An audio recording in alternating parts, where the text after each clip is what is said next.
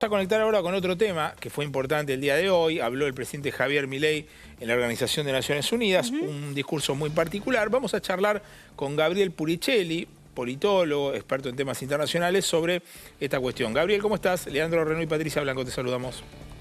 ¿Qué tal? Buenas noches, ¿cómo están? Muy bien, muy bien. Bueno, a ver, tu primera lectura, a mí me pareció, yo te voy a ir al discurso directamente, a mí me pareció, como todos los discursos de Milei, un discurso medio raro en el que dio en la ONU.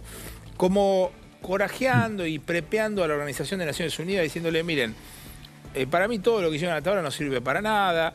Lo mismo que dice acá, pero en la ONU. ¿Vos qué viste? Bueno, efectivamente hubo algo de eso, fue un discurso particular, en tanto el presidente no trepidó en ponerse de frente a toda la Organización de las Naciones Unidas, ¿no? Porque esto fue lo impactante del discurso, que por un lado significó una ruptura muy decidida con los discursos de cualquier presidente anterior en los 40 años de democracia, y sobre todo esta perspectiva casi profética que adoptó.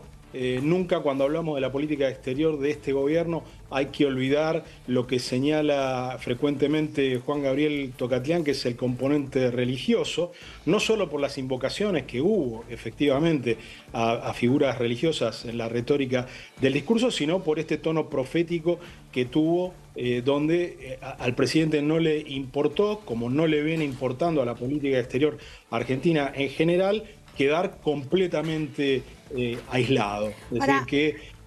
sí, no, Patricia. Gaby, ¿cómo te va? Buenas noches. ¿Qué consecuencias trae este discurso a primera vista y en lo inmediato para la Argentina, más allá del posicionamiento que quiera tener Milei como en un rol mundial? Digamos, las consecuencias para Argentina de este discurso, ¿en qué las podríamos ver? Bueno, yo creo que aislarse no es gratuito. Hemos visto en estos 40 años de democracia cómo sucesivos gobiernos se acusaban a sí mismos de haber dejado a la Argentina fuera del mundo y prometer que el próximo gobierno la volvía a insertar. Eso en los últimos 40 años fue bastante mentira con todos los gobiernos. No hubo ningún gobierno que nos dejara completamente afuera del mundo, ni hubo tampoco ningún gobierno que tuviera esta característica salvífica de volver a insertarnos. Nos encontramos ahora sí con un gobierno que no tiene ningún temor al aislamiento. Para un país que lo verificamos en los números, y de alguna manera la entrevista con Marcelo Elizondo aludió a alguna de esas cosas, es un país que hoy está fuera de los mecanismos de flujo de inversiones internacionales, que tiene problemas para insertarse en las cadenas de valor globales.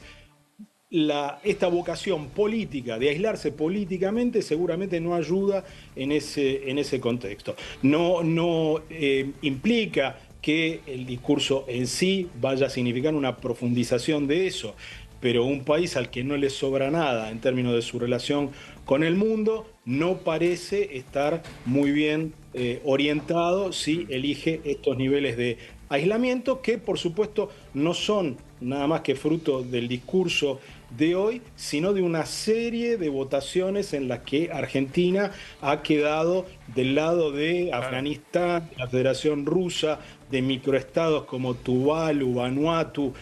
Nunca había sucedido, fuera un gobierno peronista, un gobierno radical o un gobierno conservador como el de Macri, que Argentina quedara votando con tan pocos países. Ahora, hubo matices, sí, entre distintos gobiernos, pero nunca una Argentina tan aislada votando con una decena de países que hoy o bien son muy malos ciudadanos internacionales o son microestados que no cuentan para nada. Ahora, Gabriel, hay una cosa que me llama la atención desde la parte económica, que Milei vende el mejor sistema económico que hay en el mundo es el nuestro. La gente está feliz, contenta. Y es una de las pocas economías que va a caer de manera drástica. O sea, y lo dice en el mismo foro donde Lula tiene una posición ideológica totalmente contraria, y Brasil está lleno de inversiones, tiene una economía creciendo. O sea, ¿qué es lo que pasa con ese discurso? ¿En el mundo hay alguien que crea que esa línea está bien? O sea, que eso te puede sacar del pozo.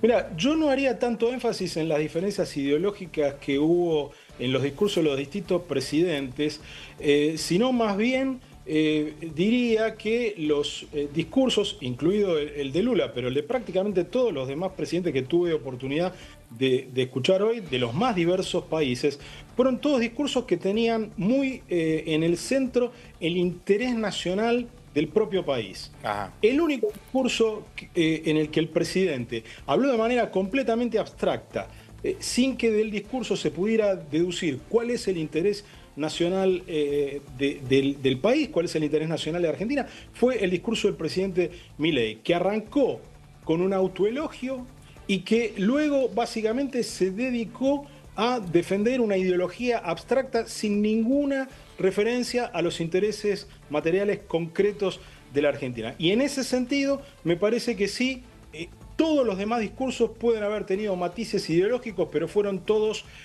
discursos de Estado, con sesgos más progresistas unos, más conservadores los otros. Pero el discurso de Milei, en ese sentido, se distinguió de absolutamente todos los demás por no tener ninguna referencia al interés nacional. Da la sensación de que él siga buscando como un posicionamiento global, que ya a esta altura no sé si tiene sentido o no, digamos, no me queda claro eso, porque tampoco es que tiene un posicionamiento estratégico de la derecha conservadora puesto en Argentina, digamos. Es como que él habla de él.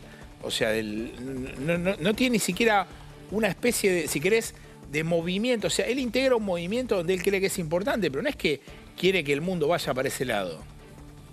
Exactamente, y eso se puede ver, ese aislamiento y esa autorreferencialidad sobre la que insistió tanto, queda al desnudo cuando lo comparás con, por ejemplo, el discurso de Giorgia Meloni, que teóricamente forma parte de la misma corriente de derecha radical a nivel planetario y que, sin embargo, fue un discurso que estuvo centrado en las cuestiones que le interesan a Italia y a los italianos. Por supuesto que con el sesgo ideológico nítido y claro que tiene una dirigente como Meloni, pero sin hacer propaganda de Giorgia Meloni en el discurso.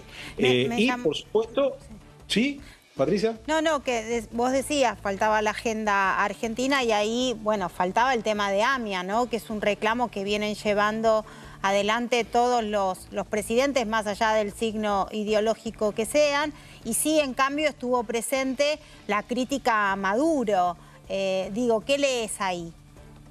Bueno, efectivamente el discurso, al ser un discurso que no solo absolutamente autorreferencial, sino un discurso en el que manifiestamente no intervino la burocracia de la Cancillería, porque fue un discurso que o bien el presidente lo preparó solo o bien lo preparó con los integrantes de lo que él denomina el Triángulo de Hierro. Es decir, acá no hubo ningún insumo de parte del funcionariado argentino, como es habitual y como todos los otros discursos que escuchamos en Naciones Unidas, eran discursos que tenían el toque personal del jefe de Estado, jefe de gobierno que estuviera hablando, pero eran claramente discursos que hablaban por los estados. Aquí fue un discurso que habló por el presidente como persona y que incluso tuvo un remate de acto partidario, que es la otra cosa que no tuvo absolutamente ningún otro discurso de los que escuchamos hasta hoy y seguramente no tendrán los que seguiremos escuchando durante toda esta Asamblea General. Gabriel, te hago la última. Me llamó la atención que hay mucha crítica porque no mencionó el tema AMIA, digamos, que es un tema que suele estar presente en todos los presidentes. ¿Y eso?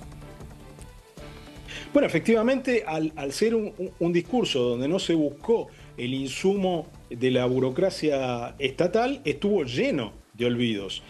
Por supuesto, ¿Cuál otro olvido? Más grave haya sido no señalar a la República Islámica de Irán, como lo han hecho el presidente de la Rúa, el presidente Macri, el presidente Alberto Fernández, Cristina Fernández, Néstor Kirchner, es decir, una línea de continuidad absoluta de la política exterior argentina, sino que también propuso, en el medio de ese desorden conceptual que tuvo por ser un discurso en el que no buscó la asistencia de ningún diplomático profesional, este nuevo relato que introdujo respecto de la cuestión Malvinas, donde parece que las Malvinas estuvieran bajo ocupación extranjera, no por culpa del ocupante, sino por culpa de las Naciones Unidas, lo cual, por supuesto, debilita el argumento que después los diplomáticos profesionales argentinos van a tener que ir a hacer al Comité de Descolonización, donde con justo derecho el Reino Unido les podrá recordar y decir, bueno, sí, usted viene acá y dice, pero su presidente cuando habló en la Asamblea General dijo que nosotros no teníamos la culpa, sino que eran las Naciones Unidas.